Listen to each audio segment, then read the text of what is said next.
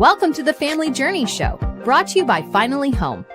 Each month, we'll be live with conversations between our Finally Home team and leading experts. Our mission is to provide you with the insights, strategies, and encouragement you need to navigate the unique challenges and joys of your family journey. Whether you're a foster parent, an adoptive caregiver, or a kinship guardian, this show is designed with you in mind. We'll be diving deep into topics that matter most to you, from managing big emotions and building strong family bonds to accessing mental health resources and advocating for your children's needs. So, grab a cup of coffee, get comfortable, and let's embark on this journey together.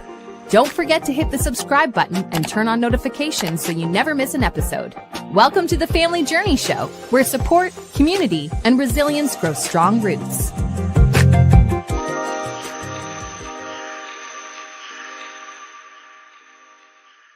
Welcome to Finally Home's Family Journey Show, where we talk about things that are important to families like ours. Foster, adoptive, and kinship families. I'm Kristen Orphan, co-founder of Finally Home, here with my co-host, Linda Motter. Welcome, friends. As Kristen said, my name is Linda Motter, and I oversee the family support program here at Finally Home. So our guest today I'm very excited about is psychiatrist Dr. Robin Warner. Welcome, Dr. Warner. We're just so privileged to have you here today in our conversation. And why don't we get started by having you tell us a little bit about yourself, and then specifically, how did you become a doctor of psychiatry? Well, thanks for having me, first of all, and good morning, everyone. It's really a privilege to be here. The path for psychiatry was not really obvious for me. I grew up in San Diego, knew forever I wanted to be a physician, headed off to the East Coast to do my education. And somewhere along the way in medical school, you do clinical rotations through all the major specialties. I thought probably I would do primary care or a subspecialty of that. But when I did my internal medicine rotation, as fate would have it, one of the attendings was very much into hazing, and I did not have a great experience. So instead, I started my psychiatry rotation, not expecting to like it at all. And I found it amazing. I got to interact with people. I got to tell them I cared about them. I got to understand all of the issues surrounding everything going on behind medicine. And I was happy. And my dad happened to be in town visiting from 3,000 miles away. And he said, "Hey, Robin, if this is what makes you happy, do this." And so I did. So you graduate from medical school. Everybody does an intern year, which allows you to be a general practitioner of medicine. And then you go into a specific branch of medicine, and my choice was psychiatry. So then I did an additional residency. And residency is 4 years, and in psychiatry, it includes neurology as well. So that allows you to take the testing to become a licensed psychiatrist. Okay, so let's start there kind of at the basics, and you touched on a little bit. What exactly is a psychiatrist, and is it the same as a psychologist or a therapist? That's a great question. There is so much confusion and overlap between the different professions in mental health. It gets very confusing. Psychiatrist is an MD. So we are general practitioners who have done specific training within the field of psychiatry. So oftentimes medication management, anything dealing with other medical specialties gets punted to the psychiatrist. Psychologists are typically PhDs, so they've done a very different path, typically an undergraduate degree in psychology and then graduate level research in that field. And therapists typically are master level who have also done undergraduate in social work and then done specific clinical hours within mental health. So we all have our own little niches. Okay, so one thing before we go any further, Dr. Warner, I do know that besides being a psychiatrist, you also are married and you have kids and you have some extra fur babies as well. Tell us a little bit about your family before we get further into this conversation. Yes, I am married. My husband is currently teaching. He was a former missionary and pastor. I also have 4 kids. One is in medical school. One is going to be a sophomore at Baylor. And then I have 2 in high school. We also have 5 fur babies. Wow, wow, wow. I think it's really important, especially as we enter into this conversation that is deeply personal for families like ours. This whole idea of mental health, and then even more extending into psychiatry, and something that some of us, probably many of us, did not anticipate being such a significant part of our life and our journey. And I think it's important for our listeners to realize that our doctors are humans with families often and lives, and have walked the journey oftentimes as parents as well, and to see beyond that, which takes me into my next question, to see beyond just who we're meeting in the office. It takes me to my next question. Just tell us a little bit about your calling. You talked about enjoying your residency, and really, your dad even affirming in you kind of the light that he saw after, one of your rotations being really difficult. Then you went into the psychiatry rotation, and unexpectedly, it ignited something in your heart. And why don't you talk to us a little bit more about that? You're calling into addressing, as a medical doctor, mental health, mental wellness, mental illness. It was an unexpected calling, to say the least. I didn't know that my heart would be drawn to this field or to the people in it. But once I entered that path, God really showed me that this is a moment where people are often in the most pain. They're in the darkest parts of their life. And to speak encouragement and light over that, it is such a gift. It's such an amazing thing to be able to be there in that moment with them. So I am incredibly grateful to have that position that I consider very privileged. So what exactly is mental illness? As a parent in particular, the families, when I meet with them, they're often struggling with, well, how do I differentiate between we're having a bad day, this is just a moody teenager, to this might be depression. So can you just sort of differentiate that for us and help us understand exactly, or give a definition, what is mental illness? Sure. No, it's a great question. All of us have symptoms that are on a spectrum. What really we look for is a pervasive pattern. So, for example, we all have bad days where we feel low. To meet criteria for a mental illness called major depression, which is just doctor speak for depression, it has to persist for 2 weeks and meet a certain criteria of symptoms. It's a little bit confusing. We have this book that gives us all of the symptoms. And this book was actually developed by a group of psychiatrists sitting in a room together, arguing vehemently to get their points across, and using all of the research we have available to group symptoms into clusters. So we use that book, and it's been updated several times. We're anxiously awaiting version 6. It's called the DSM. We use that book in order to guide us, looking at basic patterns of mental health. To get back to your original question, is mental illness is something within the brain that gives a pervasive pattern of symptoms. Okay, so I'm a parent and I see this persistent pattern of symptoms. It's concerning to me, and I think we need to seek some more professional help. Can you just kind of give us an overview about how do you go from concern all the way to diagnoses? What does that process sort of look like? As a concerned parent, if you're seeing this pervasive symptoms that are persisting for as long as 2 weeks, you can start by going to your primary care provider, whether that's your pediatrician or your family med doc or your internist. You can say, hey, I'm seeing these symptoms. I'm concerned about them. That person will typically be the gatekeeper. Sometimes your primary care doctor will handle some of the things they think are basic or simple right there in the office. And sometimes they'll think it's a little bit complicated, or they might have questions or concerns, and they'll refer you to a psychiatrist or to a mental health professional. Once you get that appointment, there will be gatekeepers doing an intake, and they will decide whether or not it's important for you to see a medical doctor, a psychiatrist such as myself, or maybe the issues can be addressed without medication, simply by a therapist. Okay.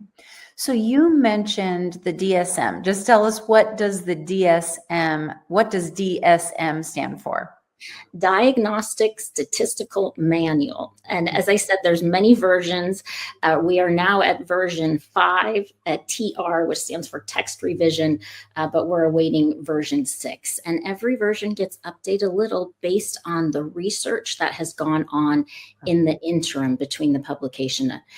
So all of the top psychiatrists debate, look at the research, and are very feisty and engaging in this process. That's good. They're fighting for the people that they represent. And so mental illness is unique often because you're looking basically at a list of agreed upon research-based symptoms, and you're trying to discern and determine how many of these symptoms you can check the box, and that's how you begin to make this diagnosis. Yeah. So It is a little bit different. When you go to your primary care doctor, they can typically draw blood or do a really simple test to tell if you have a certain disorder. For example, they can do a throat culture and say, aha, you have strep throat. Or they can draw your blood and say, your blood sugar is high, you probably have diabetes. We don't have anything quite that accessible for mental health, because of something called the blood-brain barrier. The blood levels in your arm are not the same as the blood levels in your brain or in the gaps between nerve cells. So we can't just draw blood and go, aha, you have depression. There are some very sophisticated PET scans and high-level studies that they can do to help give us some indications, but those are pretty much used for research and not available to the general public or a clinician. What you're describing is why so many of us do find this journey challenging, and this information, and even just the clarity of the way that you're explaining it to us, I am sure is going to be very helpful for many. So what you said is that if you see pervasive and persistent symptoms that cause concern, we use depression as an example. We've moved beyond a bad day or maybe even anxiety, nervousness, into just really pervasive anxiety. Then we can start with our GP, our general practitioner, as you said, the gatekeeper, and then we see that we might get referred down. So when do you know, when as a family know that it's time to move beyond our GP to seek help with a psychiatrist, a medical expert in mental health and illness? Generally, the GP will be really honest with you, and they'll say, yeah, this is a little bit above my scope of practice. And you can ask them directly, hey, do you recommend I see a specialist at this time? We all want you to get the best care possible. Sometimes the GPs will manage 1 or 2 medications. And at that point, after get to the 3rd medication, if nothing's really working at that time, they generally punt it to us. They also will send it to us if it's a more complicated case involving not reality-based, suicidality. Those often go direct to psychiatry. So where does the autism spectrum disorder fit in here in this conversation? Is that something you would see a psychiatrist for? Yes, I would recommend doing that. One, because there are a lot of resources available. In San Diego, we have something called the Resource Center. And if you have a child who is diagnosed early and put in that system, then they're able to get a lot of resources down the road. And what we know about autism spectrum disorder is that early intervention matters. So that's very important to get all the resources you can, and through mental health is going to direct you in the right way. Let's talk a little bit about breaking through the barrier of fear when it's been suggested to us that it's time to go to a psychiatrist. It is scary. It's scary to see any doctor. This is why we have a phenomenon called white coat syndrome, that you see the doctor, your blood pressure goes up, you get nervous, it changes things. It's helpful to realize that psychiatrists are people that in general are caring and empathic and want to help you. Now, they absolutely may be in a hurry. They may be abrupt or having a bad day, but the colleagues that I know in the field, by and large, really want to be there in the moment and help you. There's a reason they chose psychiatry over surgery or dermatology. They like people. We want to have those relationships. As in every field, there are people who are really loving and compassionate and not so much. But in general, psychiatrists like you, and they want to have a good friendship with you. Not friendship on a personal level, but a relationship where they know your family. Okay, so now it's time to go see that psychiatrist. Mhm. What do we look for when we're trying to find the right psychiatrist for our family or for our child? Also a great question. I get asked a lot, do I need a Christian psychiatrist, for example? Or do I need somebody who has the same faith background as myself? One place to start is to go to a large church in the area that has resources. They most likely will have a list of people that they know are faith-based in the area.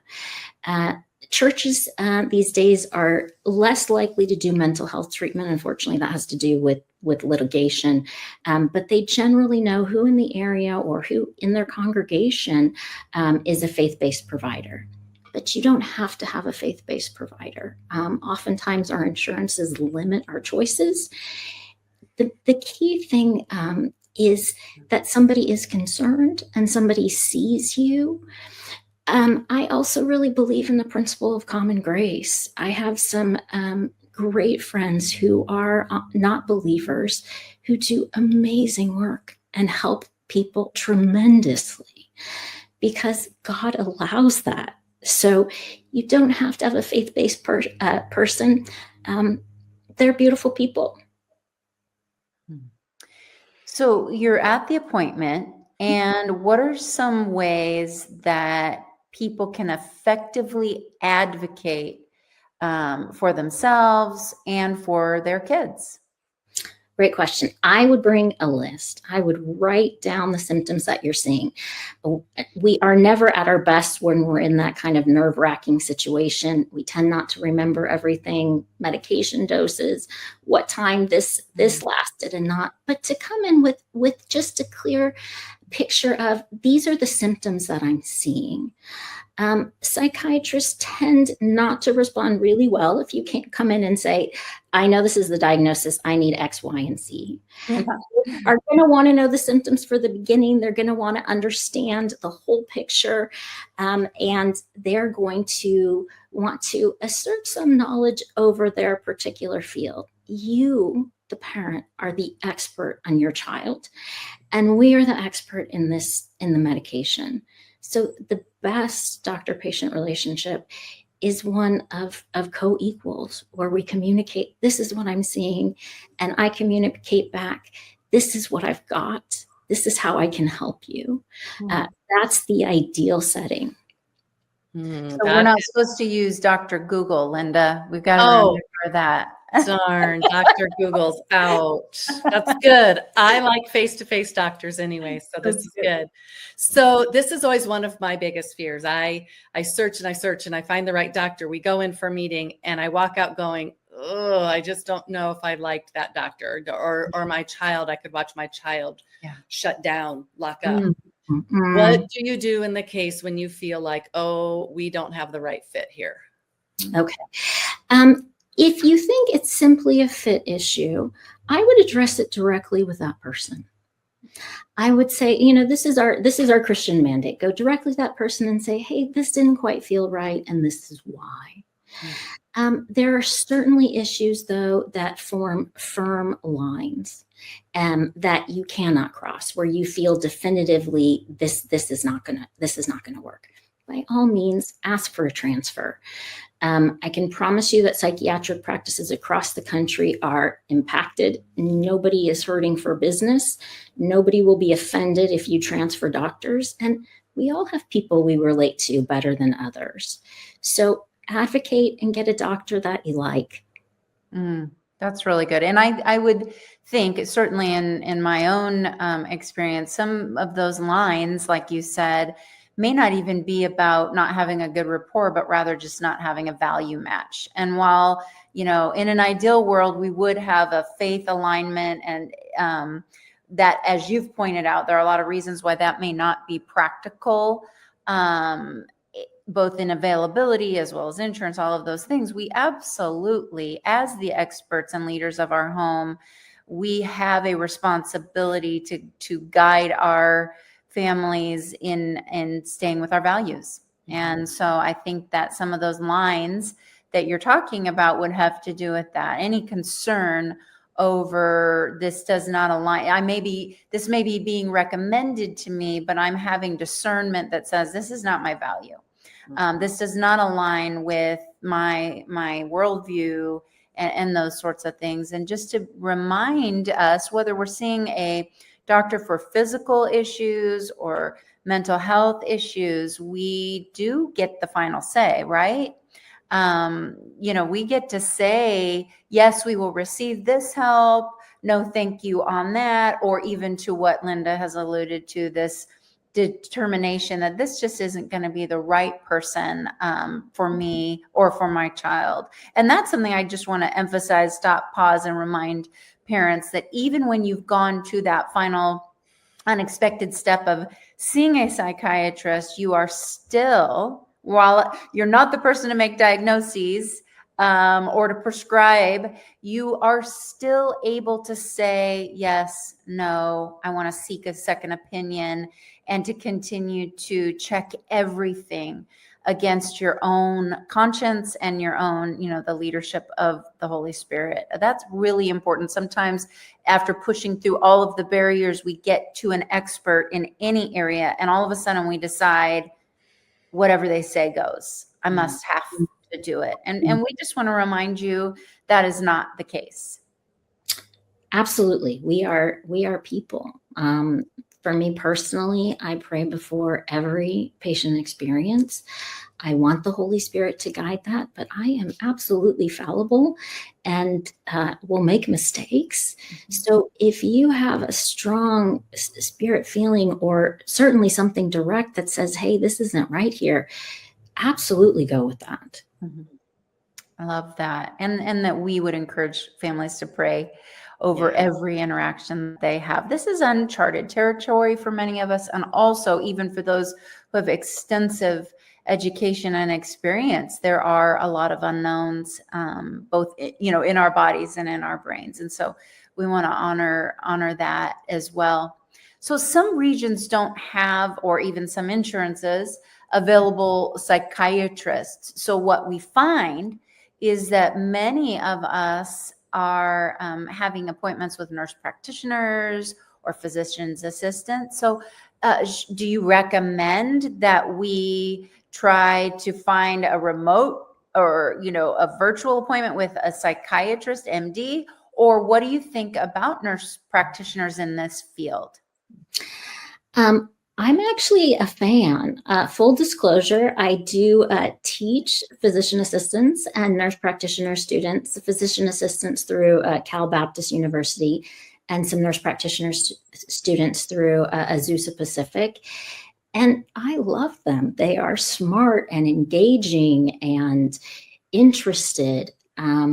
So I think that they do an excellent job. Keep in mind that 90% of what any doctor sees, they're going to see over and over and over again. This would be like the general practitioner seeing the common cold, and they're going to be very, very skilled at managing the common cold. Your nurse practitioners and your PAs are very skilled at managing 90% of things that come into their office. They also have the supervision of a physician. When they get to that 10%, those strange outlying cases, and they're like, I don't really know here, they will be working with somebody that they can consult. And you are welcome to ask them to do that. Hey, is this, if this is particularly rare, is it better that I go see a physician, or do you have a physician that you consult with? But overall, yes, see the PA, see the nurse practitioner. They're lovely. Okay, so diagnosis is made, medication is suggested. Sometimes that can feel really scary to parents. Yes. And so how do we as parents know if medication is the right option for our child? That's a great question. I usually talk about major personality shifts or identity shifts as the clincher for medication. For example, when you're using ADHD, a lot of people will come to me and say, should I give my child a stimulant? This is really scary. This is a controlled substance. And what I tell them is, look for major changes in your child that may impact the way they view their identity in the future. I'll give you an example. There's this adorable little boy in my daughter's TK class. And my daughter would come home and she would tell me these stories. Oh, this kid, we'll call him Henry. Henry hit me, or Henry cut this, or Henry did this. Every day there was a story about this child. And then all of a sudden the story stopped. And I found out from, again, not his real name, from Henry's mom, that what had happened is that she had started medication because Henry had begun to identify, I'm a bad kid. Nobody likes me. And I'm a dumb kid. I don't get school. So once your kid starts to go down those lines where it's not just, I'm having a little trouble making friends, it's, I'm not worthy of being a friend. That's when I would say, please medicate. It has lifelong impacts. So how do parents measure the effectiveness of medication? Because it is, in my experience and what I've seen in the experience of other parents, is sometimes there are adjustments that need to be made. It isn't just the first time you determine the right medication or dosage, and there can be a process in there. So how do we as parents participate in this treatment plan and on this team and monitor the effectiveness of medication? It's super important that you document what you're seeing, especially when you start a stimulant. We have many different versions of these medications, and they all last a little bit longer, a little bit shorter. They have all different properties, and that's based on the way the primary ingredient is encapsulated. It changes the way it's absorbed in the system. So you absolutely are the crucial reporter of, I started this medication, it lasted till about noon, then the symptoms came back. Or I started this medication and my child isn't sleeping, or my child isn't eating. It is a process getting them on just the right combination of medications, especially with the stimulants, getting the right doses at the right times. So absolutely keep track of the symptoms that you're seeing, when things are wearing off, when you start to notice significant benefit, and the side effects, and come into the office, present those symptoms, and we will try to problem solve with you exactly how to titrate to the right dose, the right time, the right med. So you mentioned a couple of side effects. Can you elaborate on that some more? What are some of the most typical and maybe even the extreme side effects of taking medication? It's going to vary from medication to medication, but I'll talk about the most common ones that we see. By far, the most common prescribed medication for mental health is a group of medicines called the SSRIs. You may have heard some of those. Zoloft, Prozac, Paxil, Lexapro are very common ones. And this group of medicine is very safe, very well tolerated, works in a high percentage of people, but there is a 1% risk of increased thoughts of self-harm in people under the age of 24. So it's important that when you go into your doctor, they tell you the common side effects and they tell you the scary side effects. Now, what happened when this information came out, the pediatricians were like, oh no, there's this 1% risk, do no harm. They pulled back, they stopped prescribing these medications, and the suicide levels went up tremendously. Because the depression was undertreated. So there's a balance in knowing these symptoms. I know that can be scary, but you can monitor and check for these things as you're giving your child the medication. As I mentioned before, stimulants are another very commonly prescribed medication to kids, and you're going to see a decrease in appetite, some difficulty with sleeping at times. We do get concerned about growth loss, but ultimately the studies have shown that growth will catch up. It might be just a little bit delayed. Okay, thank you so much for sharing your expertise. I do feel at this time that I have to say, because I know we have a lot of different people with different perspectives listening, and we welcome that. Finally Home is, this show in particular is about highlighting experts in the fields that matter to families like ours and on the topics. And a lot of families deal with medication questions and issues.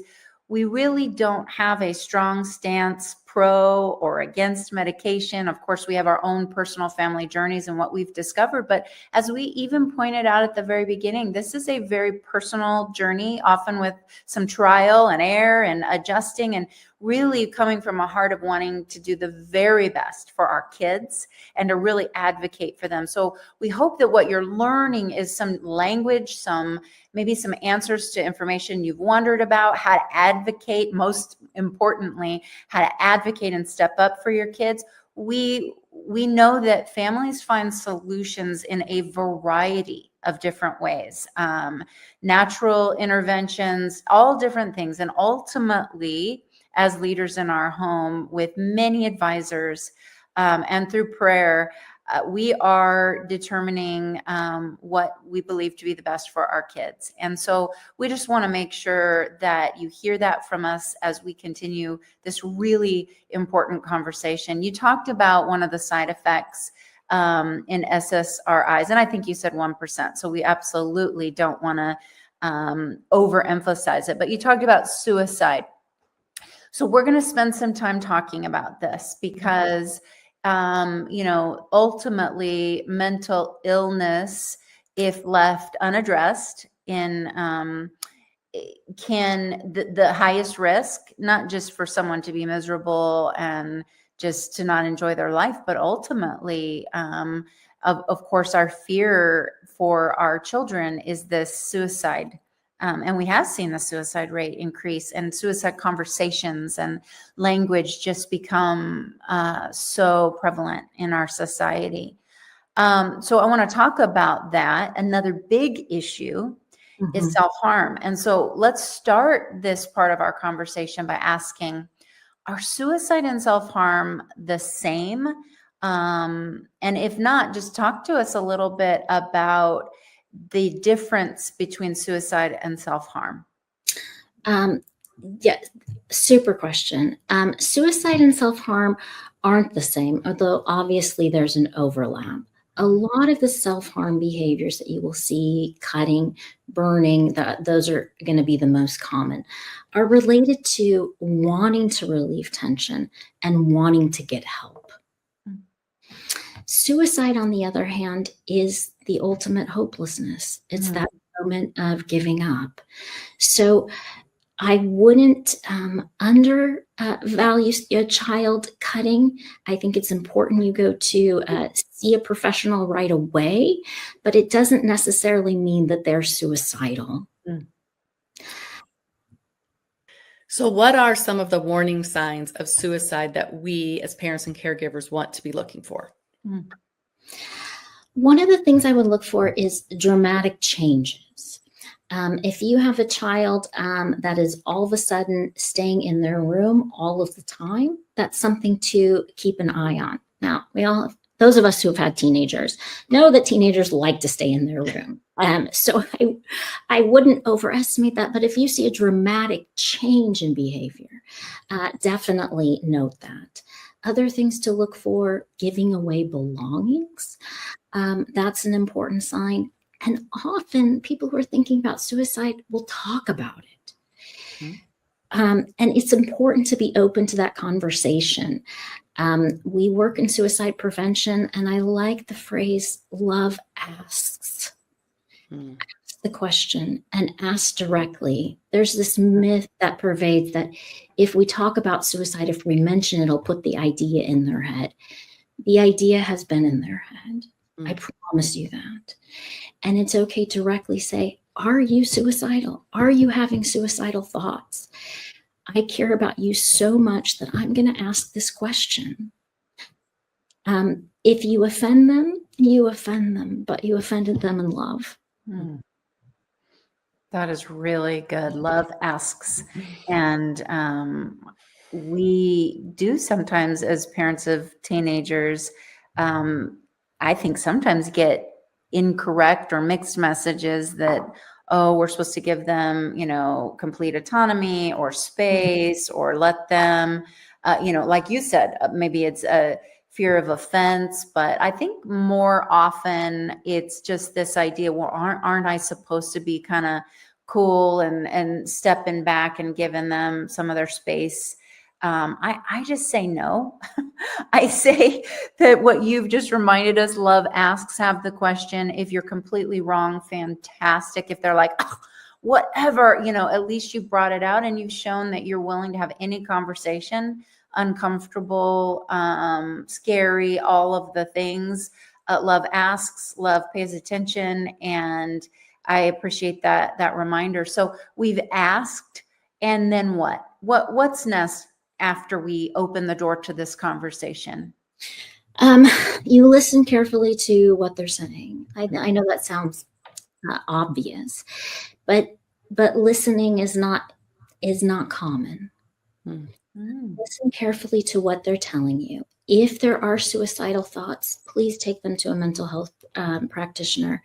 If you think that it's urgent, there are lots of resources. We now have a suicide hotline, 988. You can call 911 and they will certainly assist you. But if you remember, 988 goes directly for mental health. And we are getting increased support surrounding this, increased people working these lines. So that service is getting better. You can go to a local emergency room. But I think it's really important to err on the side of safety. When one of my sons was a real little guy, I forget what the conflict was, but he was so angry with me. And this is just a delightful, mild-mannered child. Like he's fantastic. But this little guy was mad, and he said, "Mommy, you are not my best friend." And I said, I'm not supposed to be your best friend. I'm your mom. I'm going to do what's best for you, even when that makes you mad. And this is one of those issues where you want to love them enough that it may make them angry. But that's what being a parent is. That's thank you for sharing that story. I think it is so hard to ascertain in the moment. Where do I go? Where's the next best step? Is this the ER? Is this 911? Can I call 988 and get some information? Can I keep them home and observe? So how do you, as a parent, sort through is this serious enough to actually dial 911? It just feels so scary. So how do we, in that moment, and maybe even before that, think through it's kind of like that decision. Is this urgent care or ER? You know, you go into urgent care, they have this beautiful sign that says, here's how you differentiate. So give us some tips on how do we differentiate as a parent? Is this a 911, a 988? I can keep in conversation, maybe stay with them through the night, or like we're driving somewhere immediately. Can you just help me think through that a little? Yeah, oftentimes you don't always know, and you're not supposed to. You are not the mental health professional. You are not trained, and you cannot expect yourself to know the burden of when a suicidal threat is a real threat and when a suicidal threat is not a real threat. Let the professionals do that. So I would very much err on the side of safety. If you have a gut saying call 911, call 911. People ask me, well, what if my child gets hospitalized? And that does happen. If you are scared for your child's safety and you call 911 and the professionals assess them and they're also scared for their safety, they can be hospitalized, even if that's not something that you want. For safety, we can hospitalize even against somebody's will. We really try not to do that. That's very much a last resort. But if we need to keep somebody safe, sometimes that does happen. But let the mental health professionals decide. You don't have to be able to see in the future and know. If you have a gut, call it. Say, I love you so much. And when you say these things, I'm so frightened. I want to go get help. We're going to go get help right now. That's good. Even as you're talking, Dr. Warner, I'm thinking of the pressure to be the mental health expert, to be the, relational expert, to be the physical expert. It's like, and there's one word for that, parent. And I love the reminder to say God gives us the grace to be a lot of things, and we play such an important role, but we can't be everything. And part of the gift of what you're explaining is this reminder to parents, you're not alone, and invite other people because we don't know. Right. And so now it can be scary because when we invite, you talk about hospitalization, and I'm thinking and feeling all those things when parents, like me, when you start to go down that road, you get the gift of more people, and that's what we want to emphasize on your team. You do begin to lose some control, and that's scary because you're thinking my job is to protect, and sometimes it's like, well, if they don't have a choice and I don't have a choice, that they're actually going to get hospitalized. It does feel like now you've lost control, and to a degree you have. It's just, I think what you're saying is whether your child threatens it suicide overtly or it's gotten so clear to you. Now, hopefully you have already engaged some people, whether it's a counselor, pastoral counselor, therapist, maybe you've already seen a psychiatrist or a psychologist.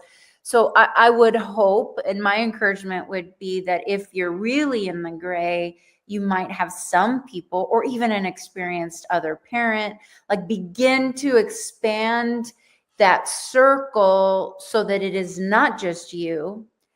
Maybe tiptoe out. And of course you go as fast as you need. If we're talking about like, now we've got overt or real concern, there does come a time where, just like if you were having a heart attack, or you were like Linda brought up, is this I'm going to make an appointment next week with my pediatrician, or I'm taking my kid to the urgent care, or it's ER time. I mean, that is a great analogy, and this is scary. So we want to acknowledge that too, and that it is life and death. And I think you already brought up the idea that whether it's a fear of talking about it because we think, oh, we're going to give attention to it. And what you've said is research actually shows the opposite. Sweeping it under doesn't make it go away. It actually, I think of it as it brings it into the light.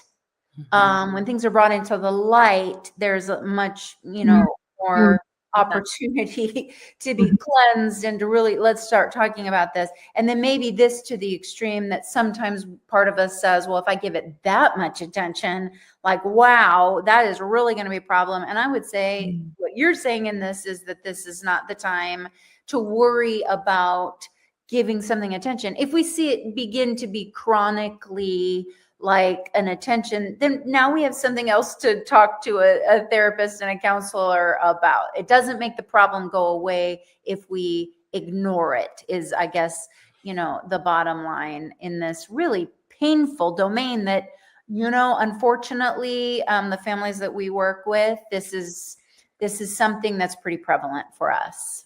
Yes. I like how you mentioned heart attack. Suicidal threats are for a psychiatrist like chest pain is for a cardiologist. We do the workup. We take it very seriously. And it could be the chest pain is just related to some indigestion, but it could be something serious. And so we're going to do the workup and we're going to investigate and go through all of the steps. And that's okay. Are we going to pull up things that aren't that serious? Yes. But we're going to err on the side of caution. I also really loved that you brought up the point of community. Community is so essential in mental health. When we were going through the COVID period, the floodgates into mental health were just wide open. We saw such an incredible increase in symptoms. And what had happened is that people who had some symptoms and were managing okay, all of a sudden were cut off from their churches or cut off from their other communities. And they didn't have that support piece.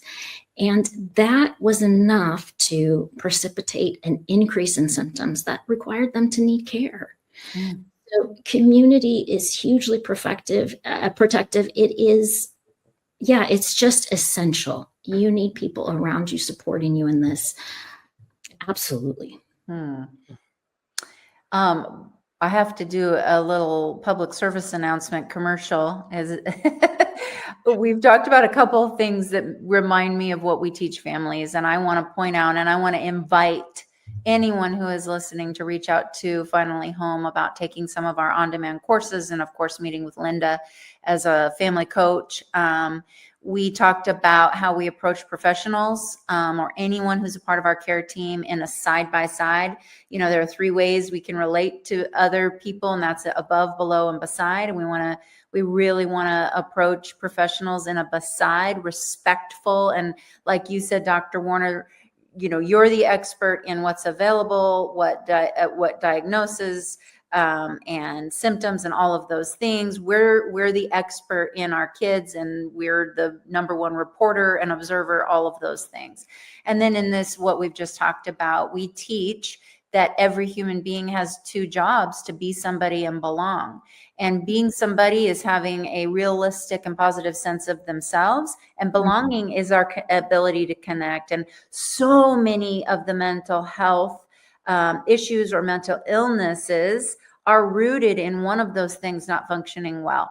And so this idea of both our kids and us as parents, and that's like our heart, we've got to belong in communities so that we don't find ourselves in these situations feeling alone and like the only one. So that's my little commercial that we want to point families to help build your community now while you're not in crisis. And if you are in crisis, reach out to us. So we talked a little bit about suicide and self-harm, that they're coming from different places. Suicide is this hopelessness. Self-harm is, I really do want relief. I'm going about it in a very destructive way that cannot continue, but it is seeking relief because I want something better. Self-harm also, unfortunately, is prevalent and common among our young people. So how do we approach those conversations, Dr. Warner, if we suspect self-harm? You want to find out the intent. What were you feeling when this action happened? You look at the seriousness of it. If somebody is cutting and they need to go to the ER and have surgery and stitches, we are much more concerned about that than if somebody takes a paperclip and you see a scratch. You can tell seriousness sometimes by the seriousness of the injury, but not always. Sometimes people accidentally injure themselves, go a bit too far. So it's very important to ask about self-harm, get the help of a professional if any self-harm is occurring. What about if you are even suspecting and maybe even have seen some marks on your child, and so you're pretty sure we have entered into this realm of self-harm, but they are adamantly denying it. Your instinct is strong. We want parents to trust that.